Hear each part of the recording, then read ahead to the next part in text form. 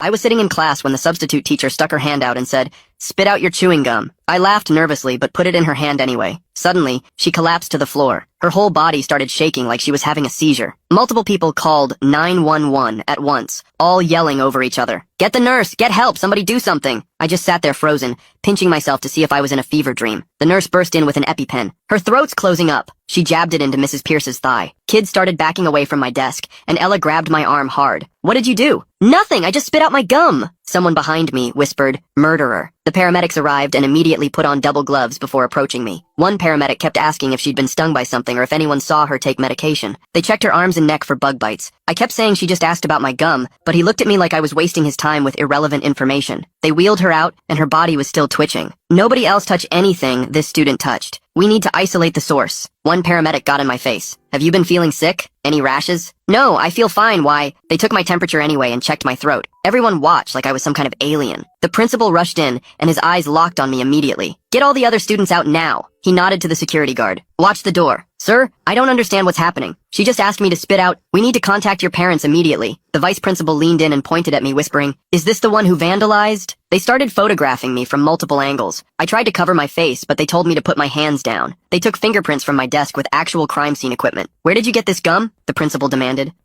7-Eleven? Is this even regulation gum? What does that even mean?" They ignored me and sent someone to check my other classes for more gum. The lunch ladies were brought in. "What did this student eat today?" "They sat alone at lunch," one said, like that was criminal. "Didn't wash hands before eating." "I used hand sanitizer." They pulled up my entire lunch purchase history on a laptop. "Has this student ever brought outside food?" My hands started shaking. "The superintendent's on his way," someone announced. "Pull up the student's disciplinary file. 3 tardies this semester," the secretary read. "Failed to turn in health forms. Those were excused. My mom," the school resource officer cut me off. "Your parents better have good insurance. This is assault with a deadly weapon." "What weapon?" "It was Trident watermelon gum. We'll need a full toxicology report." He was actually writing this down like I was a criminal. Someone mentioned Miranda rights. I felt like I was going to throw up. Through the office window, I could see parents gathering in the parking lot. Someone was passing around a clipboard, a petition. I sat in that office for 2 hours, while Mrs. Pierce's heart rate stabilized.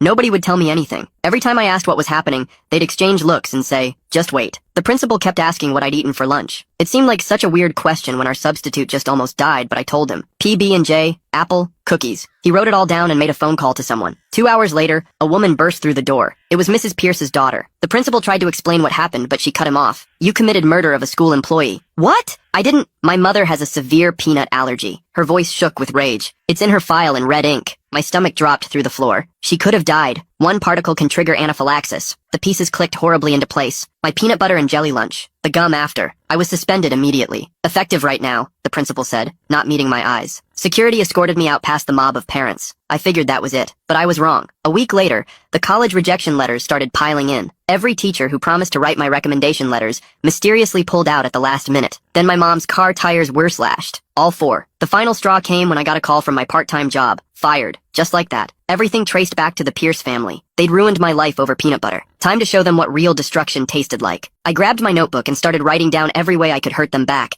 my pen pressing so hard it tore through the paper on some words. First idea was to slash their tires like they did to my mom's car, but that was too simple, too quick. Then I wrote about spreading rumors at their church, posting flyers around town with their lawsuit history, maybe even calling their insurance company with an anonymous tip about fraud. My hand cramped from writing, but I kept going, filling page after page with plans that got darker as the night went on. I thought about sugar in their gas tank, dead fish in their mailbox, signing them up for every spam list on the internet. Around 3 in the morning, I had 20 pages of ideas, but none of them felt big enough to match what they'd done to me. The next morning, I couldn't sleep anymore, so I got in my car and drove past their house just to see it. Mrs. Pierce lived in one of those perfect suburban houses with the white fence and the garden gnomes, and her daughter's silver Honda was parked in the driveway with that stupid bumper sticker about her kid being an honor student at the elementary school. I slowed down enough to see their recycling bin was full of wine bottles, and their lawn was starting to go brown in patches. The curtains were still closed even though it was past 9, and I noticed they had one of those security company signs in their yard, probably new since the incident. I drove around the block 3 times, memorizing every detail, where the streetlights were, which houses had dogs, whether there were any cameras visible. Then I headed to the library because I needed to be smart about this. Couldn't use my own computer or internet for what I was planning. The library had those old computers in the back that nobody ever used.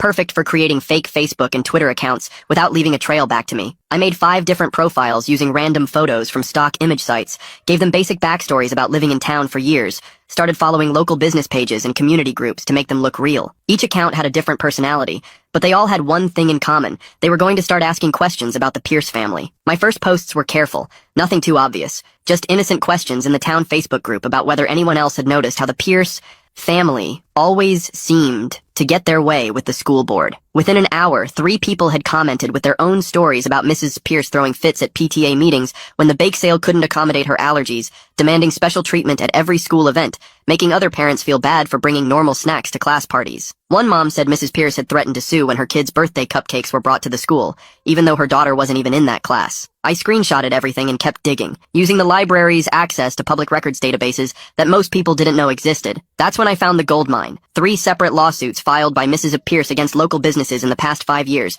all claiming negligent allergen exposure, all settled out of court for undisclosed amounts. There was the ice cream shop that had to pay out when she claimed cross-contamination, the bakery that settled after she said they didn't properly label their items, and even a lawsuit against the movie theater for serving Peanut M and Ms. The pattern was so obvious once you looked for it, they'd find a business, claim exposure, threaten to go public, then settle quietly. My phone buzzed with a Facebook message to one of my fake accounts from someone named Lance Crawford, who said he was a journalist with the local paper and had seen my posts about the Pierce family. He wanted to know if I had any more information about these lawsuits, said he'd been hearing rumors for years but nobody would go on record. I was careful with my response, told him I'd just noticed some patterns in public records, and thought it was interesting how often they seemed to end up in legal disputes. I sent him the case numbers for the lawsuits, but didn't give him anything that could trace back to me, let him do his own digging and draw his own conclusions. 3 days later, I was at the grocery store buying milk, when I heard 2 moms in the next aisle talking about whether peanut allergies were even real or just parents being dramatic for attention. One of them mentioned seeing something online about the Pierce family's lawsuit history, wondered out loud if maybe some people used allergies as a way to get money from businesses. I pulled out my phone and posted from another fake account,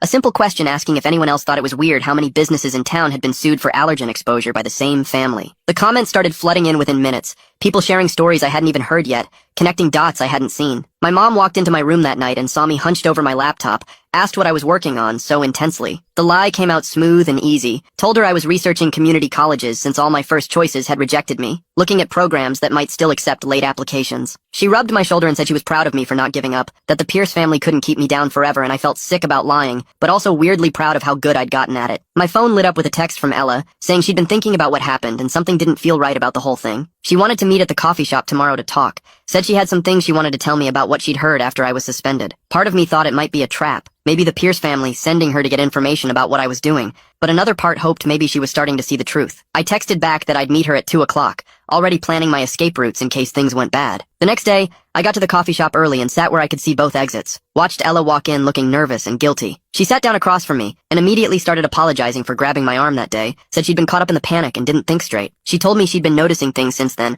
how the Pierce family seemed to have a lot of power in town, how Mrs. Pierce's daughter had bragged about getting me fired from my job, how the whole thing felt planned, somehow. I pulled out my phone to show her the fake accounts I'd been using, but then stopped myself because trusting anyone felt dangerous now. She leaned closer and whispered that Lance Crawford from the local paper had been asking questions around school about the Pierce family. My heart started racing, because that meant my posts were actually working. 2 days later, I was scrolling through Facebook when I saw it. Lance's article with the headline asking why one family had filed so many allergen lawsuits against local businesses. The comment section went crazy within minutes, with people sharing stories about Mrs. Pierce screaming at the bakery owner last year and her daughter threatening to sue the ice cream shop. I screenshot everything and saved it to multiple folders just in case. My mom came home that night looking tired and asked if I'd seen the article about the Pierce family online. I shrugged and said maybe I'd seen something, but tried to act like I didn't care even though my hands were shaking under the table. The next morning, Mrs. Pierce's daughter posted this long video on Facebook with tears running down her face, talking about how her family was attacked online for no reason. She wore this white shirt that made her look innocent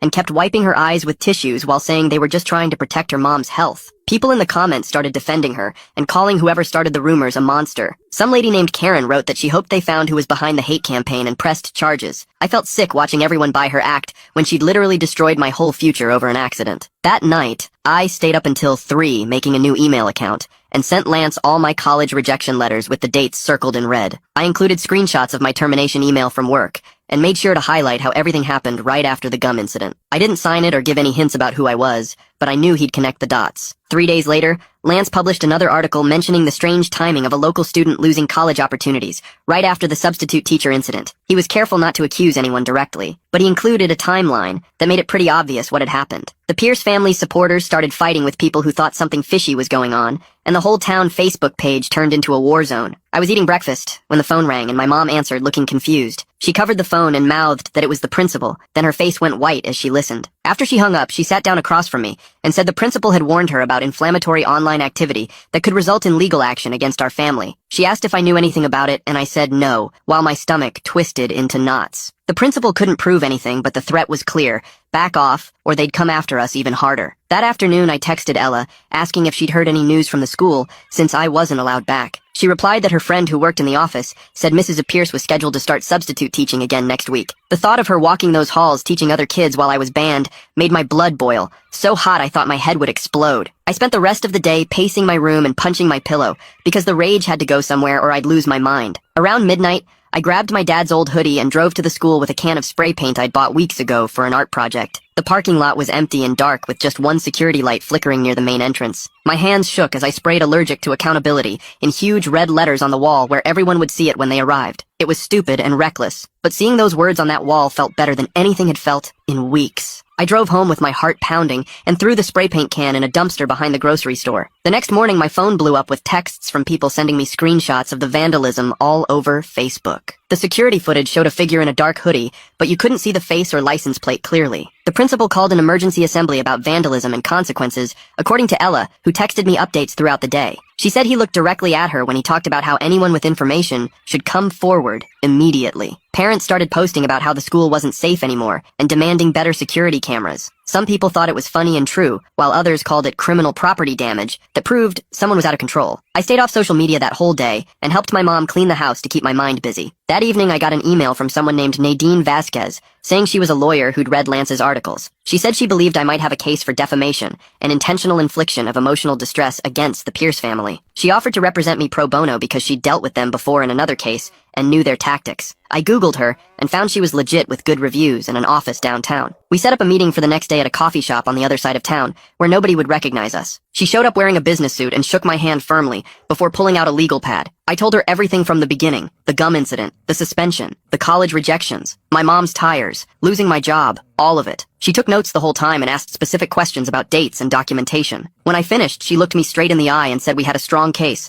but warned that going legal meant everything would become public. She paused and added that any revenge activities I might have engaged in could complicate things if they came to light. I nodded and tried to keep my face neutral, even though my mind was racing about the spray paint. We agreed to move forward, and she said she'd start preparing the paperwork immediately. 2 days later, I was home alone when I heard a car pull into our driveway. I looked out the window and saw Mrs. Pierce's daughter getting out of her BMW and marching toward our front door. I grabbed my phone and started recording before she even knocked. She pounded on the door, yelling that she knew I was home and we needed to talk right now. I opened the door but stayed behind the screen while keeping my phone recording in my pocket. She pointed her finger at me and said I needed to stop the harassment campaign immediately, or things would get much worse for me and my family. Her face was red, and she kept stepping closer to the door like she might try to come inside. I asked her to leave, but she kept going, saying her mom almost died because of me, and I was lucky they hadn't pressed criminal charges yet. She said they had connections everywhere in town and could make sure I never got into any college or got another job. I kept my voice calm and asked her again to get off our property, while she ranted about how I was ruining their reputation with lies. Finally, she stormed back to her car, yelling that this wasn't over,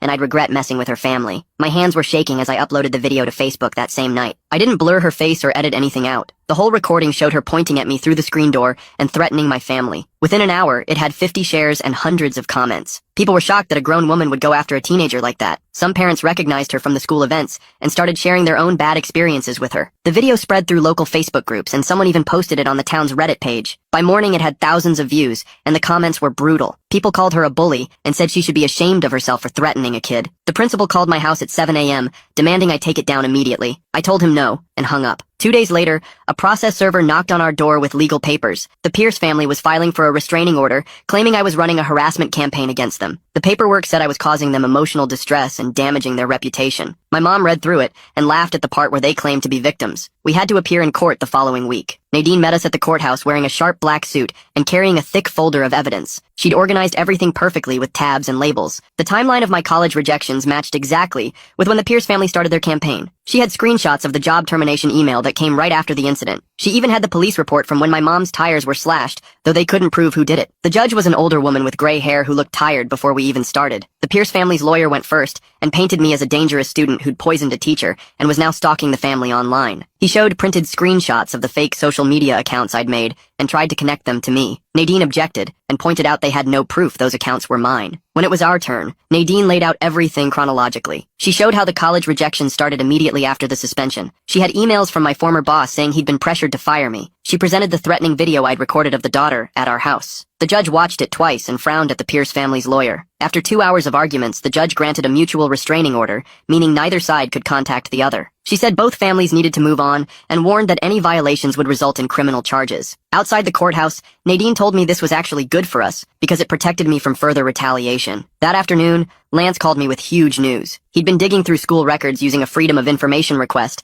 and found something incredible. The substitute teacher database showed Mrs. Pierce's allergy information was updated 3 days after the incident. The original file from when she first registered as a substitute had no allergy warnings at all. The famous red ink warning wasn't there until after she'd already collapsed in my classroom. Lance had copies of both versions with timestamps proving the change. He was writing an article about it for tomorrow's paper. Nadine practically ran to her car when I told her. She spent the rest of the day preparing our lawsuit against the Pierce family and the school district. The complaint was 40 pages long and alleged negligence on the school's part for not having proper allergy protocols. It accused the Pierce family of defamation and intentional interference with my economic opportunities. She filed it electronically that evening and hand-delivered copies the next morning. The school board called an emergency meeting for that Thursday night. The auditorium was packed with angry parents on both sides. Some supported the Pierce family and said the school needed better safety measures. Others thought the whole thing was blown out of proportion and the school had overreacted. One dad stood up and said if peanut residue was really that dangerous, then the school should ban all peanut products immediately. Another parent pointed out that would punish hundreds of kids for one incident. The arguing got so loud the board president had to call for order 3 times. They voted to table the discussion until their lawyers could review our lawsuit. Meanwhile,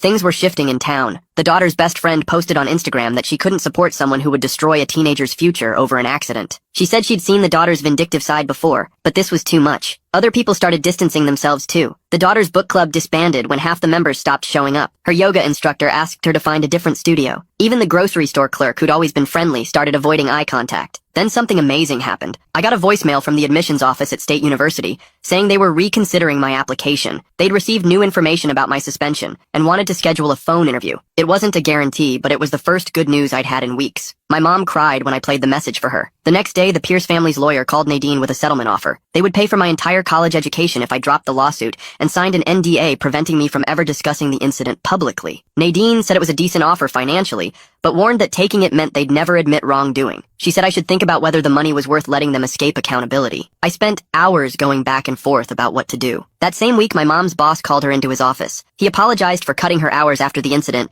and admitted he'd been influenced by the gossip around town. He offered her extra shifts to make up for the lost income and gave her a small raise. He said he'd been wrong to take sides without knowing the full story. Mom accepted his apology, but I could tell she didn't fully trust him anymore. The whole town was choosing sides now, and relationships that had lasted years were falling apart over this mess. 3 days later, my phone rang at 6 in the morning with Nadine's number showing up. She told me to check the news immediately because something happened at the Pierce house overnight. I pulled up the local news site and there it was, a photo of their front porch with a plastic bag sitting by the door. The article said someone left peanuts with a note that said Karma has allergies too, and the family was treating it as a threat. The cops were already at my house by 7 asking where I was last night. I showed them my work schedule and the security footage from my job that proved I was there until midnight. They still acted like I was guilty and said the Pierce family wanted to press charges for harassment. Nadine showed up while they were still questioning me and told them to leave unless they had actual evidence. The whole thing made me look worse even though I had nothing to do with it. 2 weeks later, Ella got called in for her deposition about the original incident. Nadine let me sit in the room while she testified, and I couldn't believe what I was hearing. Ella admitted she grabbed my arm that day because everyone else was freaking out,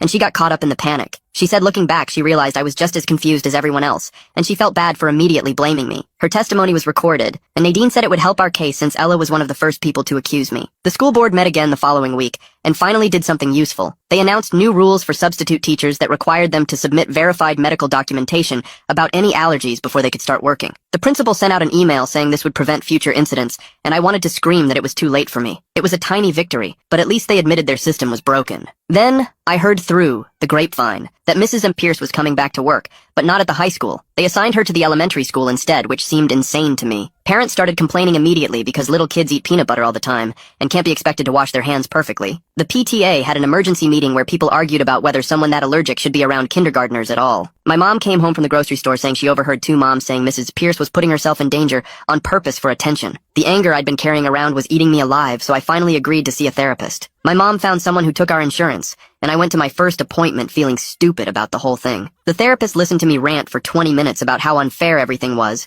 and then asked me a simple question about what I wanted to happen next. I realized I'd been so focused on revenge fantasies that I wasn't thinking about my actual future. She helped me see that staying angry was keeping me stuck in that classroom where Mrs. Pierce collapsed. We made a plan to work through the trauma, but I still left feeling raw and exhausted. A month later came the worst part, my deposition with the Pierce family's lawyer. Nadine spent hours preparing me, going over every possible question they might ask. The lawyer was this older guy who kept trying to get me to admit I'd vandalized the school or made the online posts about them. I stuck to the truth, that I was angry, but didn't do those things, and he kept pushing and pushing. Nadine objected to half his questions, and we took 5 breaks because I was getting too upset. The whole thing took 6 hours, and by the end I felt like I'd been hit by a truck. Lance called me the next week saying his investigation was ready to publish. He'd found 3 other families who had similar experiences with the Pierces, using the allergy to get money or destroy people who crossed them. One family had their small business shut down after Mrs. Pierce claimed they didn't take her allergy seriously at a catered event. Another family's kid got expelled from private school after accidentally bringing trail mix near her. The pattern was clear, and Lance had all the documentation to prove it. The article came out on a Sunday, and by Monday morning it had been shared over 1,000 times. People were finally seeing what I'd been saying all along. The school district's lawyers contacted Nadine that same week with a settlement offer. They would clear my disciplinary record completely and write a letter to all the colleges explaining that my suspension was an overreaction to a medical emergency. They also offered a small cash settlement for the damage to my education. Nadine said it wasn't everything we wanted, but it would help fix my college applications. I wanted them to admit more fault, but she reminded me that getting my record cleared was the most important thing. We were still negotiating when the next disaster happened. Mrs. Pierce had another allergic reaction at the elementary school when a 5-year-old hugged her after lunch. The kid had eaten a peanut butter sandwich and hadn't washed his hands. This time people weren't as sympathetic, because everyone was asking why she kept putting herself in these situations. The parents at the elementary school started a petition to have her transferred somewhere else. My old boss from my part-time job called that afternoon. He said he'd read Lance's article and realized he'd been pressured by the Pierce family's threats about lawsuits. He offered me my job back with all the back pay I'd missed. I needed the money for college, so I said yes, but I couldn't shake the feeling that he was just covering his own ass. The trust between us was completely gone, and going back to work. There felt like admitting defeat somehow. 3 weeks later, we were all sitting in a conference room at some law office downtown for the mediation. The room had this huge table, and everyone looked uncomfortable being there. Mrs. Pierce sat across from me with her daughter right next to her, and their lawyer on the other side. Nadine had warned me this would be tough, but I wasn't ready for what happened next. About an hour into going over all the documents and evidence, Mrs. Pierce just started crying. Not quiet tears either, but full-on sobbing while her daughter tried to shush her. I never wanted any of this to happen, she kept saying between sobs. Her daughter grabbed her arm hard and told her to stop talking, but Mrs. Pierce kept going anyway. This whole thing got out of control, and I'm so sorry. Her daughter's face turned red, and she whispered something harsh that made Mrs. Pierce stop talking completely. The mediator called for a break, and that's when I realized who was really running this whole revenge campaign against me. During the break, Nadine pulled me aside to show me something on her laptop. She'd been digging into court records from other states and found 3 different lawsuits filed by Mrs. Pierce's daughter in the past 5 years. Each one was for harassment or defamation against people who'd supposedly wronged her mother. The pattern was so obvious once you saw it all laid out. They'd move to a new town, find someone to target when something went wrong, get money through threats or lawsuits, then move again. One family in Ohio had their bakery almost shut down after Mrs. Pierce claimed they didn't take her allergy seriously. Another case in Michigan involved a teacher who got fired after accidentally bringing almonds to a staff meeting. Nadine had printed everything out, and when we went back into the mediation room, she slid the papers across the table. Their lawyer's face went white when he saw it all. The mediator spent the next 2 hours going through everything, and finally said what we all knew was coming. He recommended the Pierce family pay for my college costs, plus damages for the lost job and other stuff, but they wouldn't have to admit they did anything wrong legally. It made me so mad that they could destroy my life and just write a check to make it go away. Nadine squeezed my hand under the table and reminded me that going to trial would take years and might not end any better. The meeting ended with them saying they needed time to think about it. I spent the next 4 days barely sleeping and going back and forth about what to do. My mom sat with me at the kitchen table going through all the pros and cons over and over. She kept reminding me that my future was more important than making them admit what they did. You can rebuild your life with that money, she said. Or you can spend years fighting and maybe get nothing. She was right, but it still felt wrong to let them buy their way out of this. On the 5th day, Nadine called to say they'd agreed to the settlement but wanted a full NDA, so I could never talk about what happened. That was their final offer,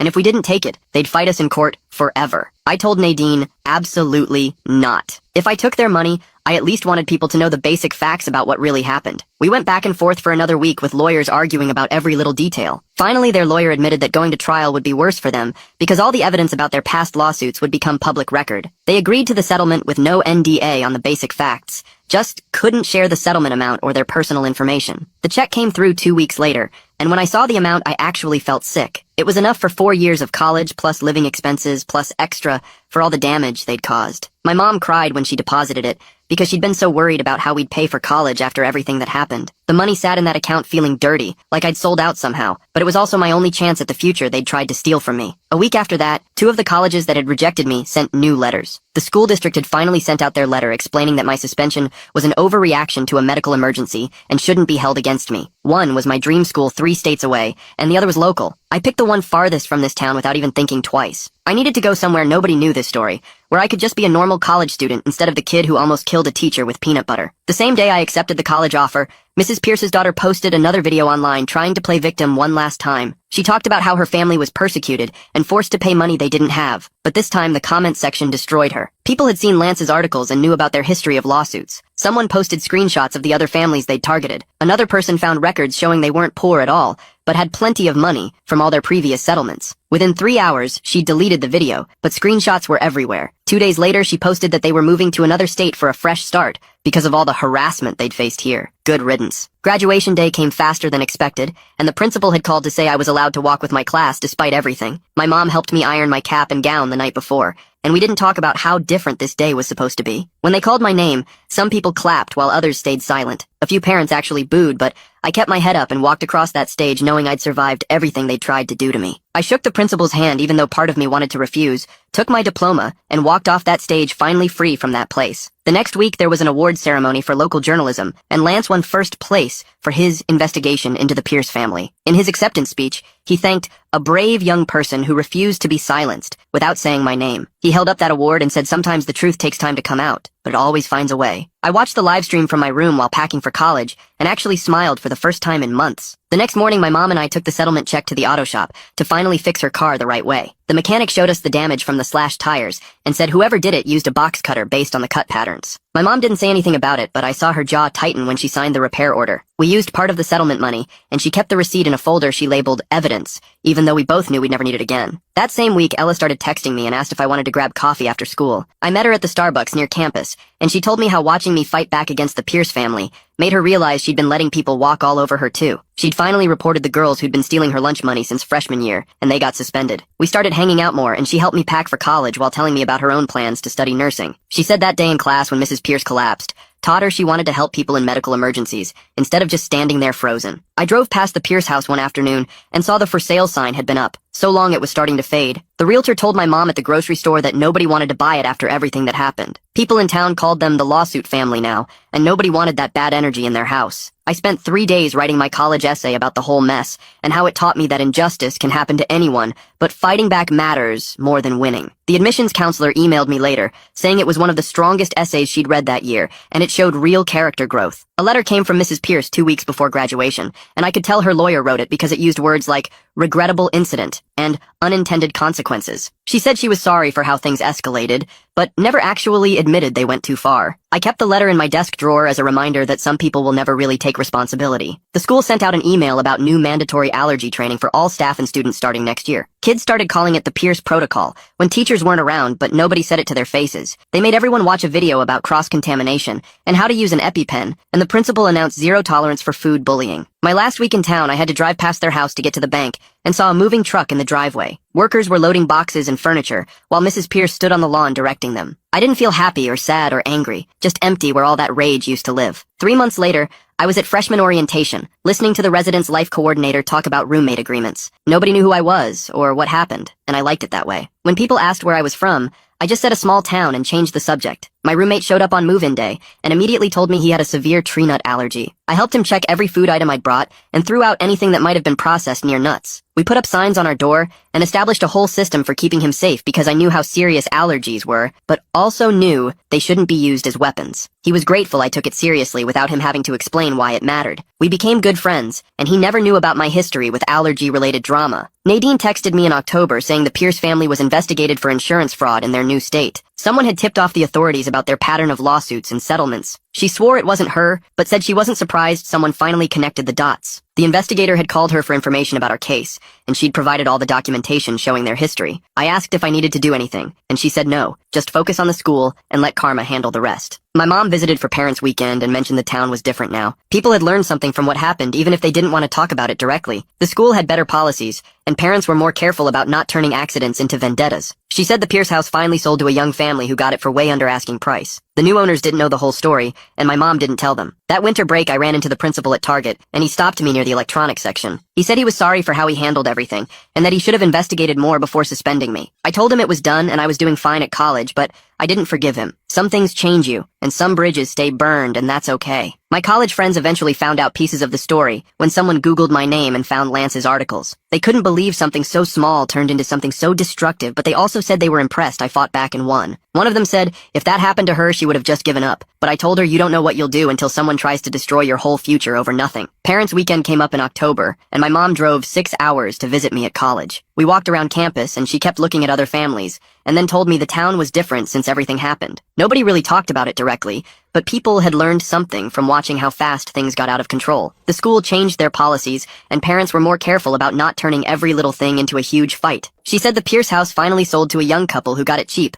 because nobody else wanted it. I showed her around the dorms and introduced her to my roommate, who she liked right away. We went to the dining hall, and she noticed how I checked every food label carefully now, and how I always washed my hands twice before eating anything. That night after she left, I sat at my desk filling out the paperwork to declare my major. I wrote pre-law on the form, and thought about Nadine and how she fought for me when nobody else would. I wanted to be like her, and help other people who got caught up in someone else's mess. The advisor asked why pre-law, and I told her I'd seen how the legal system could destroy someone or save them, and I wanted to be on the saving side. She signed my forms and said I'd need to keep my grades up for law school, which I already knew. I threw myself into studying and joined the debate team and mock trial club. My phone buzzed one night the next year with a message from Ella. She said Mrs. Pierce's daughter got arrested for harassment in their new town in Arizona. Someone there was ready for their tricks and had recorded everything from day one. The woman had tried the same thing with another family, but this time, the police weren't buying it. Ella sent me the news article, and I read it 3 times before I believed it was real. The pattern had continued, but finally someone stopped them. I didn't feel happy exactly, but more like the universe had finally balanced itself out. Second semester, I joined the legal aid clinic on campus that helped students with disciplinary problems. My first case was a freshman who got suspended for something he didn't do, and I helped him gather evidence to appeal. We won his case and got his record cleared, and he thanked me with tears in his eyes. The clinic supervisor said I had a natural ability to see through administrative BS and find the real story. More students came to me for help, and I realized my horrible experience actually gave me skills other people needed. Winter break came, and I was at the grocery store buying stuff for dinner when I turned the corner and almost ran my cart into the principal. He froze when he saw me, and then started apologizing right there by the frozen vegetables. He said he was sorry for rushing to judgment and that he was just trying to protect the school from getting sued. His hands were shaking, and he kept saying he should have investigated more before suspending me. I listened to him talk for 5 minutes straight without interrupting. When he finally stopped, I told him I was accepted his apology, but I didn't forgive him. Some bridges are supposed to stay burned, and that was a lesson I learned the hard way. He nodded and walked away, and I never saw him again after that. Back at the school, my friends were hanging out in my room when someone Googled my name for fun and found Lance's articles. They read the whole story out loud and kept stopping to ask if it was really true. They couldn't believe something so small turned into something so huge and destructive. One girl said she would have just given up if that happened to her, but I told her you don't know what you'll do until someone tries to take everything from you. They said they were impressed I fought back and won instead of letting them destroy me. The story spread through our friend group, and people started coming to me for advice about their own problems with unfair treatment. 3 years passed, and I was sitting in my law school orientation, listening to the dean talk about justice and advocacy. The firm that sponsored my full scholarship specialized in defamation cases, and they'd recruited me specifically because of my background. My supervising attorney said the Pierce family had accidentally given me the perfect origin story for this kind of law. I was going to spend my career turning injustice into justice one case at a time and help people who got steamrolled by someone with more power. The girl sitting next to me asked why I chose defamation law, and I told her it chose me when I was 17, and someone tried to ruin my life over peanut butter. She laughed, thinking I was joking, but then saw my face and realized I was serious. That's when I knew I'd found my calling, and the Pierce family's attempt to destroy me had actually created exactly who I was supposed to become. Thanks for letting me question things right alongside you. It's been a ride just wondering together. Until next time, take care out there. Like the video, it helps more than you think.